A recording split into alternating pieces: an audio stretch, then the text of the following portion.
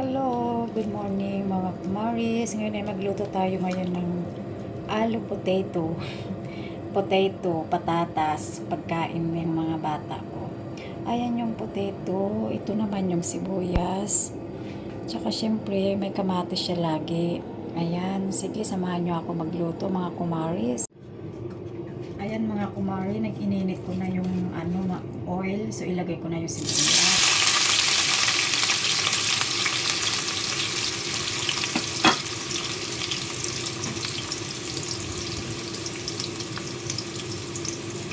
Siyempre haluin natin hanggang sa siya, golden brown. Ayan, golden na siya mga kumari. Ngayon isusunod ko ang tomato.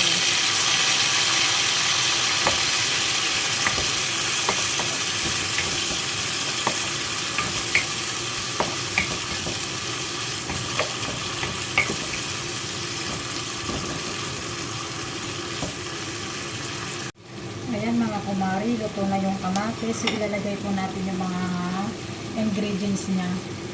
Ito pala yung coriander powder, green chili, coriander seeds, coriander powder, tsaka salt.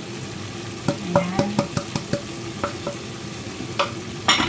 So haluin natin mga kumaris hanggang mag-absorb yung mga masala niya sa tomato. At syempre isusunod ko na yung patatas. Ayan. Nilagay ko rin yung niya, yung tubig para may sabaw siya, para lumambot siya kaagad. Ayan, sa mga kumaris, hintayin natin ng few minutes, tapos ilagay din natin yung itlog. See you guys! Hello, welcome mga kabishi. Ayan, luto na siya. Malambot na yung potato actually. So, ang isusunod ko ngayon dito ay egg. Nilagyan ko siya ng 3 itlog. Ayan. Alam nyo, pwede nyo lutuin ito sa bahay nyo para bigay sa mga bata. Napakasarap mga kumaris. Ayan siya. Para siyang tortang potato, di ba? Gustong gusto ito ng mga bata kung dami nilang nakakain. Mauubos nila lahat to mga kumaris. Ayan. Simple lang yan na ulam. Siyempre ang kaparis nito ay roti or kubos. Yan ang gusto nila. Tapos syempre lalagyan natin ng coriander leaves. Ayan. Diba?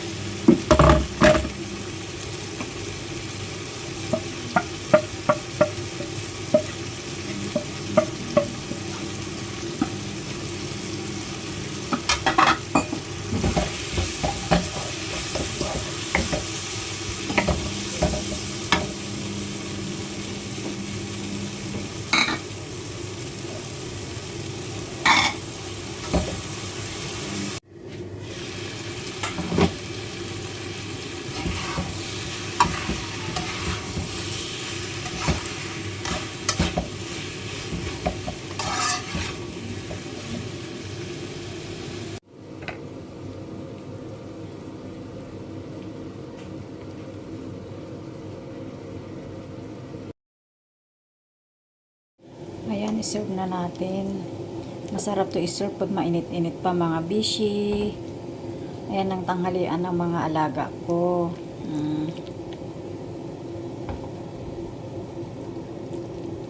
Thank you for watching mga bishi. God bless everyone. Sana nagustuhan nyo ang aking luto today.